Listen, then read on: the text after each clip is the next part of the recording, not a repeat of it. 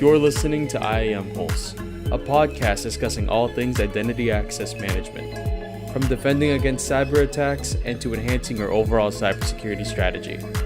This podcast is brought to you by BioKey International, an innovative provider of flexible, secure access management and biometric identity solutions. We're sitting down to talk about the impact of identity access management makes on you and your business.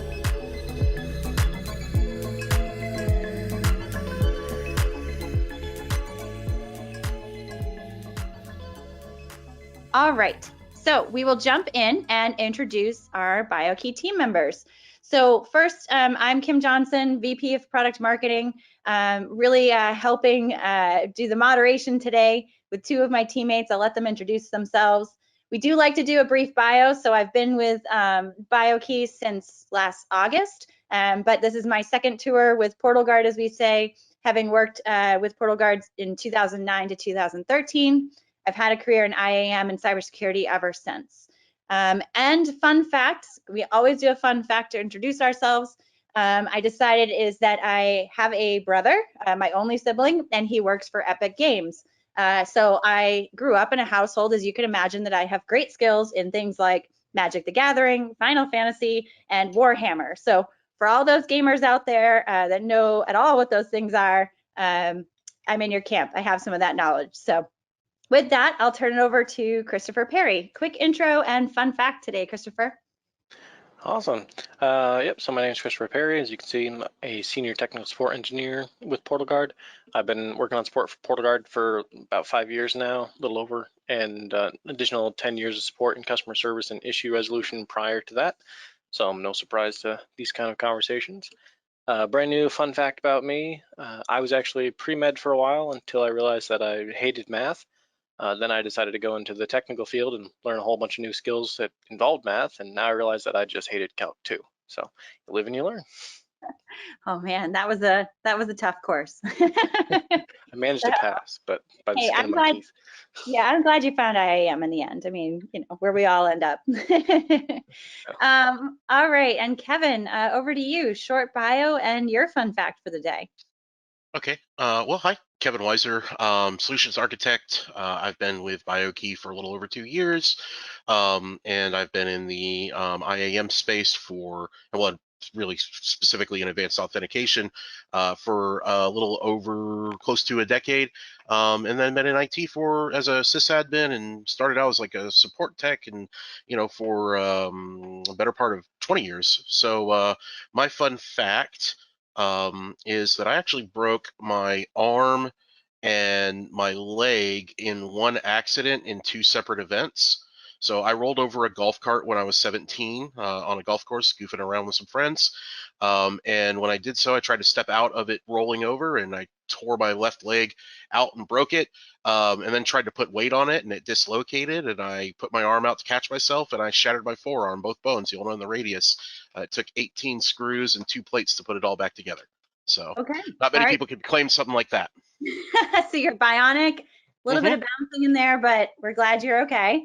Yeah. And note to self, don't tear around with a golf cart on the golf course, I guess. But no, Depends on which way you rotate it, Kim. That's what I learned in the end. Is one direction it's fine, and the other direction it's not as fine. Sail left, maybe right. Depends on which way you're going. So noted. And so great fun facts. Hopefully everybody out there enjoys those, gets to know us a little bit better. But Christopher and Kevin are instrumental in supporting all of you, our customers. And so definitely excited to have them leading the conversation today. So with that, we'll start off at least with what is it? So oftentimes I will say contextual authentication can be called things like adaptive authentication. We also have seen it referenced as risk-based authentication. And back in the day of, I'd say around 2010, when I worked with the previous CEO of Pistol Star on it, we were calling it transparent authentication. So what is contextual authentication or any of those other terms really mean? Just a high level definition. Christopher, can you start us off with that? Sure. I actually like to just refer to the source of the word itself. So contextual authentication is really about judging the authentication based on the context. So to boil that out just a little bit more high level, it's about taking some aspect of the scenario, whether it's the IP address or the browser that you're using, things of that nature, to say, hey, you have to do two-factor, or conversely, no, you don't have to do two-factor. In fact, we're going to just block you, right? It's just adjusting the authentication requirements based on the login itself, not the person necessarily. Right. So the context of their situation, and I know that there's multiple pieces of context that some folks, that you can basically pull in and look at. Christopher, what are the ones that right now PortalGuard supports in terms of the different pieces of context we can use? Sure. I already kind of threw out a few of the more obvious ones. IP address, geolocation are some of the big ticket items. Browser enrollment, whether or not you've actually performed two-factor in that browser, is another really good one. And then obviously things like time or anything like that are another one. And then the last one, not used very frequently, but still popular, is basically Wi-Fi security. So if you're on a secure or public network, those kind of things. Mm-hmm. Right. And we hear about the geography one, I think most often, right? Those are the stories where actually we had a customer I worked with that said that they had a worker who was supposedly working in California. And once they implemented contextual authentication, they started realizing that they were actually working out of Utah. And so things like that, you don't necessarily know until you set up the policy to go block any access that's outside of the California office, and that user is found out as not being there. So I hear about geography a lot. Kevin, anything to add there in terms of contextual authentication, or you think we hit most of the topic? Oh, I mean, I think you hit most of the topic here. It's really just a solution to have the system, define when a user should be prompted for more or not, or blocked or allowed or not. And I mean, like I said, you guys really kind of like hit all the nails on the head. I don't have a lot to add there beyond that, Kim. Yeah, no, I think, and actually you're reminding me, sometimes we phrase it as the appropriate amount of authentication for the situation, right? And I think it's like Christopher said, you can full out block a request, right? So that goes to more the extreme and potentially, everybody's about zero trust and not letting things in until you trust them, et cetera. You can really lock down access, but it gives you the flexibility to go the other direction, right? With the lighten it up a little bit if you know that they're in the right context for the access that they're requesting. Yeah, absolutely. I think that's really clutch is like, I think there's maybe a view or an assumption that, well, like, this is always going to be about limiting what behaviors a user is allowed to do, right? Or what access I'm going to allow a user based on that. And sometimes it's more about being more permissive. If they're in the office and they're, I determined that by like an IP range or something, and they're from a system that I recognize, and maybe they had already authenticated this morning with MFA. Then, aren't I pretty confident that that's who they say they are and they're the type of person I want, doing XYZ? And so, sometimes it's about being more permissive than restrictive. And I think that, like I said, that there's kind of an assumption there that this is just really about like, blocking attackers and not necessarily about helping users, but it can be both. Right. And I think that somewhat goes into the next benefit, right? Where, I mean, out of all the, whatever we always say, 15 plus authentication methods that we offer, you have this huge, plethora of options to choose from, but contextual really lets it be more dynamic, right? It's really going to let it balance the convenience and the security. What are some of the other key benefits, either Christopher or Kevin, that you've also called out, or maybe in that same vein, that you've seen customers experience or is part of contextual authentication? Well, I like I said, the permissiveness is a big one, and being restrictive. But some of the nice things that you can do, that kind of tie into that, are, the analytics reports that come along with it, right? Like you'd mentioned this user coming out of Utah. A lot of times when you implement these kind of policies, you learn some stuff about the way that your users are utilizing their systems, right? And that's one of those kind of like occasionally hidden benefits where it doesn't maybe like pop out on the screen at you. But I mean, the world is behavioral analytics is like an entire industry in and of itself, right? And I mean, this day and age, you look at like Facebook and the customer is the product, right? I don't want to get into that too deeply. I apologize, but like, it's a whole thing, right? I mean, it exists, and it's like it's its own sect. And you can really learn some interesting things about your users and how they use, your systems. You might even learn something, you didn't realize that you had a lot of users dialing into access Salesforce because they, didn't have access externally or something. You know what I mean? I don't know if that's a good example, but you can learn a lot. Yeah, yep. That reminds me of, I've heard oftentimes customers talk about single sign-on and apps to single sign-on to applications lets them figure out shadow IT, right? Just by the nature of having to integrate those applications, well, the person's going to have to let you know they're using the application in the first place. So like you said, that's a interesting kind of hidden benefit to contextual authentication. Christopher, how about you? Any tangible benefits you've either seen directly with customers or kind of high level benefits you don't think we've hit upon yet? Yeah, probably the biggest one that comes up a lot once you get on with the conversation, but is the ability to balance the usability and security aspects. Because when you're trying to deploy multi-factor, one of the most common things to come up is, hey, my users don't like this, it's too restrictive, or they're always having to do two-factor, etc. How can I make this easier but not reduce the security to a point where it's kind of null and void? Contextual authentication helps to address that issue by allowing you to find that balance and kind of strike it relatively easily, but within a flexible nature. So you can say, just like Kevin was saying earlier, hey, there's certain conditions under which you don't have to do two-factor because it doesn't really give you any additional benefit. Right. Yeah, it's too restrictive, right? Essentially, you're enforcing stronger authentication than's actually necessary for the situation at hand. Yep. And No, that's a really good point, Kim. I mean, that's the big one, right? Like, is again, do I trust a user that's at my facility, that's sitting at one of my computers, that's signed in, and I've done a push authentication, maybe with like because we support do a push, or like I mean, there are certain situations where I should be able to have such a high confidence in who this person is and what they're trying to access that I shouldn't have to bother them anymore. And that's that's a really nice potential, because we talk all the time about, how long it takes to enter passwords, or how long, throughout the day, right? Well, it only takes a few seconds. Okay, if I do that 30 times a day, that adds up, right? And that adds up over a work week, and that adds up over a work year, and that's potentially a lot of lost time. And anytime that I can, reduce those kind of like obstructions to productivity, those are ROI potentials. Right. No, 100%. And I think, what I've seen is the zero trust talk track has come in quite a bit.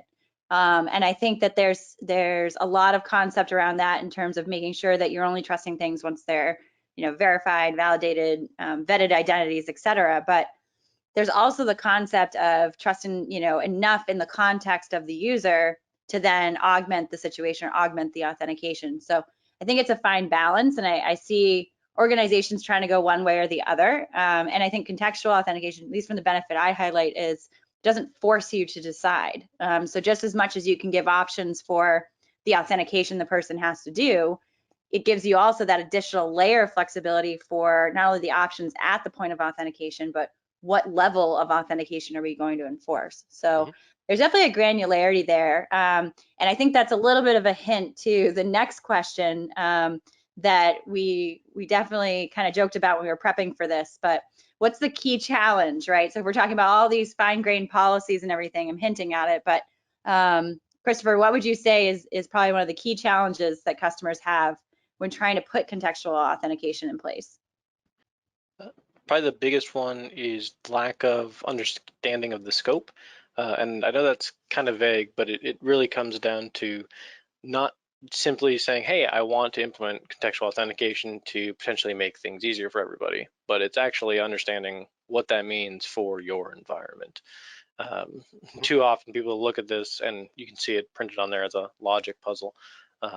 Too many people look at it and say, oh yeah, there's way too many things that I have to configure, when in reality you might only need to configure one or two different settings, and going in knowing precisely what you need to change is going to help streamline that a lot. That, and obviously test. You can't say that enough, especially when it comes with contextual authentication. You really have to know what you want and then test and prove that, yes, this is in fact actually what I wanted. Yeah, and so expanding on that a little bit, I remember when we were talking about this in preparation for this discussion, you called it logical acrobatics, I think was maybe the term you used. But how do you think about this? Should people look at the forest first and then try to segment out groups of trees? Or, you know, if you're kind of going that analogy, do they get right into the individual users and the trees first? Or what type of approach have you seen work best? I think it's always better, at least from implementation standpoint, to look at the forest before you dive into the trees, really, because if you start too laser focused, you'll almost always find that, oh, this scope didn't include this group of users, and wait, now that they're in, that's a whole new IP range or a whole new device type that I have to manage. Now I have to go back and update this policy to expand it from there. When really, if you started out and then kind of tweaked it while moving in, it ends up being a lot easier to manage and a lot easier to think through. One of the reasons I say logical acrobatics is when you start throwing multiple conditions of different types at each other and then trying to align those to a specific authentication type, whether it's, oh, hey, if X and Y are met but not Z, you have to do two-factor. But if X, Y, and Z are met, you do have to do, it's blocked access. Trying to keep all those in line can be a little hairy if you're not sitting there with a clear scope of where all this applies. And then, of course, we like to add wrinkles into the thing by giving you more flexibility and saying, hey, in fact, you can actually invert those to make it a not condition. And I joked about this a little bit in preparation with Kevin too. Like, yeah, as soon as you put the word not in there, even people like me who finally have a grasp of, logical operators are going to sit there and like, wait, how does that work again? And sometimes it gets me too. So again, just being clear on what you want. And like you said, Kim, starting by looking at the forest and not getting lost in the individual tree initially is probably a good help. Yeah, and so even just talking about that, right? The XYZ combinations, it's really if, then, or statements, right? You can get pretty intense. What type of, if I'm trying to picture a project plan to implement this, what have you seen customers bring to you that you think worked really well, or maybe lack thereof? Like, is it actually a project plan and you map each, group and individuals to the type of controls that you want? Or what's the approach there, just to help maybe visualize that a little bit more? Sure. In terms of PortalGuard, the biggest success that I've seen comes with starting with the high-level questions of who needs two-factor authentication or who needs contextual authentication. But in most cases, that conversation starts with who needs two-factor authentication. Because when you're looking at contextual, it comes down to, do we want to block access, provide two-factor authentication, or just let them in normally with a username and password? And you're really looking at this from a security perspective. So you start with the high level question, who needs two-factor or who needs these conditions? Great. Is it everybody? Yes, no. If no, let's get the specific groups. And then you drill down from there again into, okay, under what conditions do we really need this extended authentication, we'll call it, because I don't want to keep harrowing in on contextual until we've really gotten a full grasp of it. So it's like, everybody, nail down the groups and then start looking at the specific user scenarios. And then from there, trigger the conditions and start looking at it. So, okay, so we've got all these overlaps. So I've got 3 groups, just for example. I've got 3 groups where I don't care if they do two-factor on the network as long as they've done it once on that machine. Great. Now I can put all 3 of these together. I don't have to do 3 separate things, all with the same condition for 3 separate groups. I can just do it once. So kind of, again, starting out wider and then scoping in once you have an idea of, hey, here are all the users that need this. Here are all the conditions for these users. Where's the overlap? Let me configure it from there.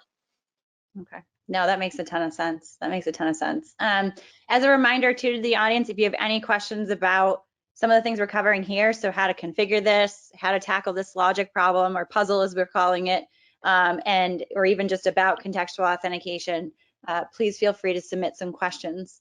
In terms of kind of the options we can give users, I know one of the things that comes up pretty often is passwordless.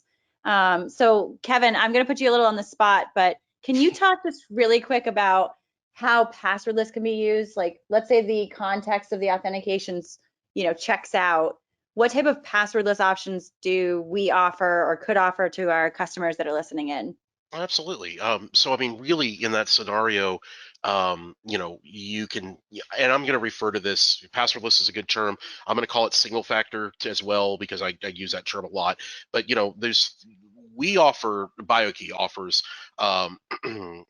fingerprint biometrics authentication, and later this year we'll be doing some work around facial and out of band authentic. We talked a little bit about this in the earlier seminar, or last week or the week before. But we'll be doing some of these like additional methods that are becoming really popular, and we're excited to expand those technologies. But basically, where those go is like if you consider our advanced authentication or our biometric advanced authentication, we could do something like our PG desktop app as an example, where you're doing a Windows authentication and you've trusted the user because they did some SSO sign in or that kind of thing.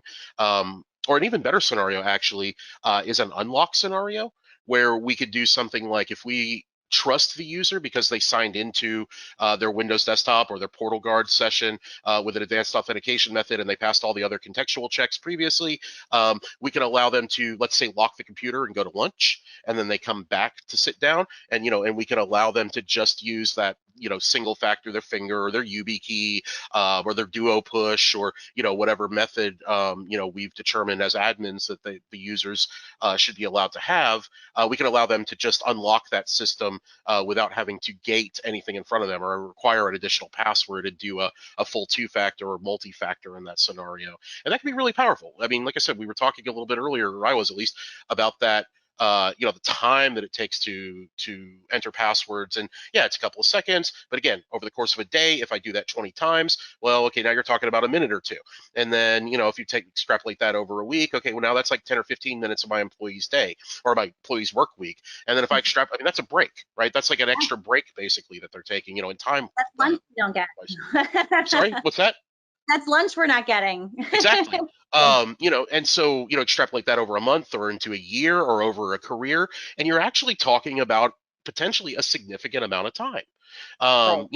The drive in industry, I mean, has been for decades, productivity. This is where we gain profitability, right? And that plays into it.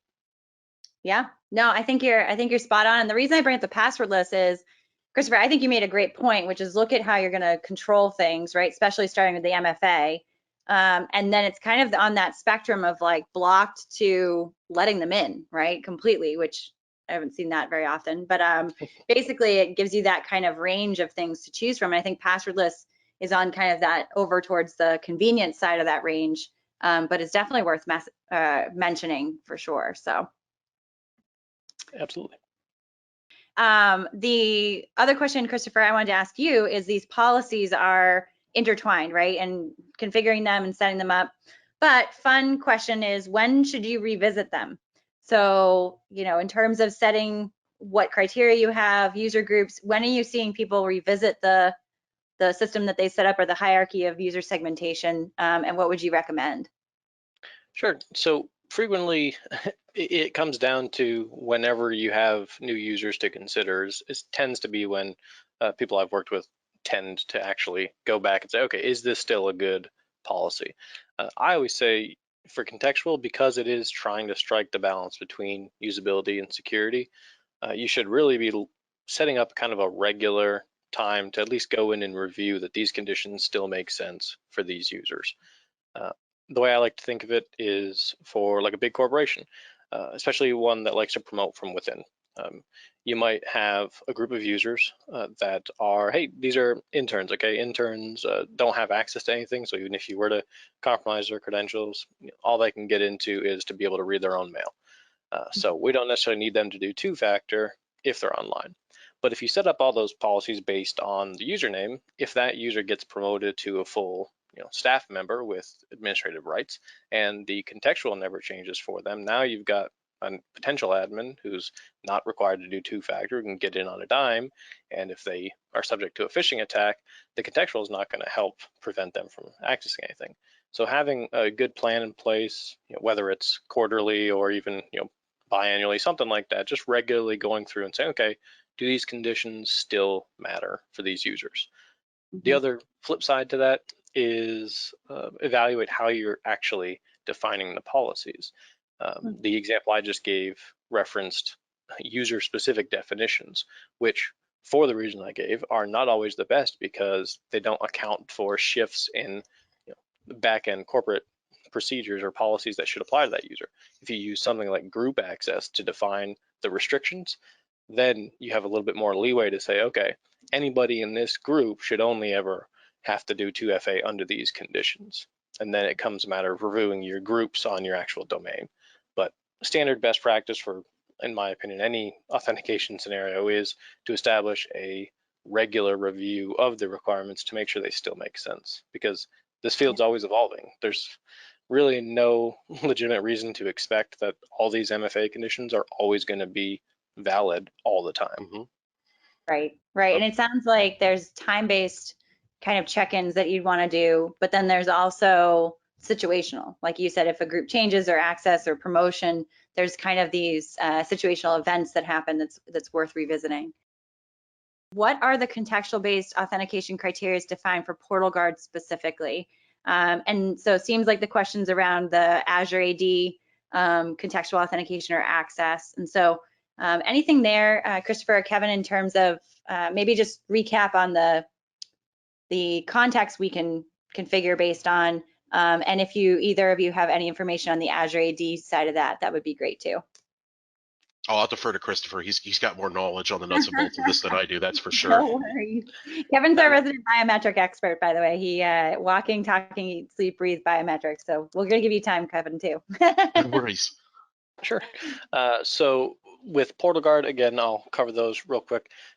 You have certain conditions like IP address, geolocation, which interestingly enough is a variation on specifying an IP range. You also have registered devices. In this case, we defer to the browser for that particular condition. And then the time, so actually like time of day, and Wi-Fi security are other options that PortalGuard supports. In comparison to the Azure AD contextual authentication, the things like unmanaged devices, again, Azure has this thing called hybrid join devices where they actually put a little bit of mobile device management, well, maybe not mobile, but device management integration on the device itself, which does give them a little bit more access to the unit. Again, that's a lot more setup that you have to do as an organization. PortalGuard, on the other hand, it actually defers to the browser, not the device itself in most cases, to automate that process. Now, the flip side of that, right, is if you're using the browser and they do something like a Tor browser or an incognito mode, that browser is forever going to be seen as unregistered. So they'll, for the one session, they might only have to do 2FA once, but the next time they try to log in, it's going to be flagged as not a registered browser, and they'll have to do it again. And again, that is by design. If you can't keep the browser registered, then you have to keep doing 2FA. So yeah, for the most part, there's a lot of overlap there, but it really ties down to how it's implemented. PortalGuard doesn't have the direct tie into the devices that Azure AD does, but the flip side of that is it's a lot less setup and maintenance on that end. Yeah, and to piggyback on that, even that was over my head, I can tell you that, in terms of my expertise on contextual. So that was great, Christopher, digging in and comparing those two. It also reminds me, I think we were talking about this before, of when we first developed, like way back in the day, contextual authentication for PortalGuard, and then there was a lot more factors and a lot more context, but you have to be careful about A, how reliable it is, B, how consistent it is. And so, we've definitely gotten it honed down to be the best version of these attributes that we can look at, and now continue to build upon those as to what we think are really important or what customers are looking for. So, some of those things I've seen throughout the days, you expand and contract the context that you can bring in, has happened throughout kind of the development of this as a concept in most IAM platforms. So Okay, I think it's important because Christopher had hit on this too, and you just did, but just want to highlight it. I mean, you know, a lot of times user access or you know, from the location, the individual user, what types of things they need to access is a constantly moving target, right? Because, you know, someone goes through a promotion or takes on a new responsibility, someone takes on a responsibility while someone is on vacation. You know, those things shift frequently, and so it's important to pay attention and to have some flexibility built into your system and into your contextual plan, the contextual authentication plan that allows you to account for edge cases. Mm-hmm.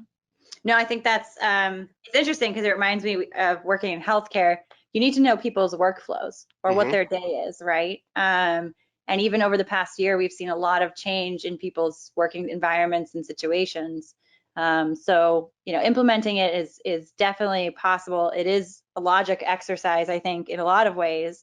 But once it's configured and in place, you know, the benefits on both security and usability side, I would say, are just above and beyond basic MFA. Yeah, and if I can, I don't think we've really hit on this yet, but I mean, that's where it becomes so clutch, potentially to be thinking about pilot groups, pilot users, pilot groups, even in a larger group, right? So you can get some feedback on, does my plan work before I'm impacting, you know, an entire group of users? I'm hopefully only picking on, you know, my pilot group and not beating up on everybody else with something that doesn't work. Yeah, exactly. The rollout of it. And is that what you would both recommend, I guess, is the gradual rollout of this? I mean, I know we recommend it with multi-factor for sure. You don't want to just turn it on. Is that the same here? Is what I'm hearing, Kevin, you say. I'm hearing Christopher a little bit of a chuckle. For me, absolutely. I would never just flip the switch on something like that, especially when it comes down to, did I get my logic straight, right? Like, you know, not just like, is it on or off, but is it on or off in all these like weird eventualities? I mean, it almost becomes like, it's not, but I mean, it's almost like a quantum problem, right? Like, is it in one state or is it the other? Have I measured it yet or not? You know, so like for me, I'm always big on pilot groups, lots of communication. Before I ever did anything like this to my users, when I was a sysadmin, I definitely would have made sure I'd send out a couple of emails a couple of weeks in advance. Hey, by the way, we're changing something, we're turning this on, we're deploying this new thing, you know, be ready for it, you know, et cetera, et cetera. You know, communication and pilot groups for me are like big, whether I'm turning on contextual authentication or I'm moving to Office 365, you know what I mean? Like it doesn't matter. Like those things are always important. Test. Right. Yeah, and I'm gonna piggyback on that too. Like I said before, test. You can't say it enough, but even if you ask any other customer who's ever worked with me, if you submit a support issue, even about the contextual authentication or pretty much anything else, one of the first questions I'll ask is, did you do this in test first? Because that should always be the first step, especially like Kevin's saying, when logic is involved, because it is just too simple to say, yeah, no, that absolutely makes sense. This is exactly how it should work. I'm going to roll this out to 1,500 people. And then 10 minutes later, I've got 800 calls on hold at my help desk going, yeah, now I can't get into my system. What did you guys change? Right. And it's all because, oh, actually, that's a not, so this is a negative. Oh, sorry, let me uncheck that. And you know, you figure that out within 5 seconds of putting it on a pilot group.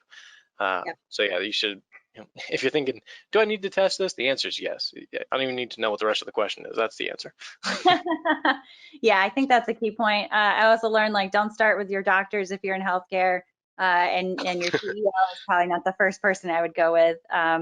But I think this has been great. You know, I think it's a good coverage of what is contextual authentication, what are the key benefits, right? In terms of a quick recap, right? It's the way to really balance security and convenience for users. You can tighten up authentication when you need to, especially when the context is showing something that might be higher risk, but then loosen that up for users, customers, and employees that basically can show their context is in a reasonable, digestible security for you. So I think that's really key. Yes, it's a little bit of a challenge. I think we've called that out today. It is a logic puzzle, and requires some forethought and planning and strategy in segmenting your users, but it's absolutely possible, and is honestly become a key staple of many IAM strategies we're seeing all of you and our prospects as well using. So, all right. So going back to just wrap things up, this wraps up our 3-part series of our MFA edition of Ask Me Anything. If you still have any questions regarding multi-factor authentication, of course, any other subject with PortalGuard or BioKey solutions, please don't hesitate to ask. We're more than happy to schedule a customer success call with any of us on the team to talk about your requirements, make sure you're getting the most value out of the solutions you're using. And with that, I will thank everybody for joining today. And of course, my sidekicks for this session and series, Kevin and Christopher, thank you so much. Great session. Thank you, Kim. It was great. Yes, thank you. Great. Thanks so much. Have a great day, everybody. Bye-bye. Bye.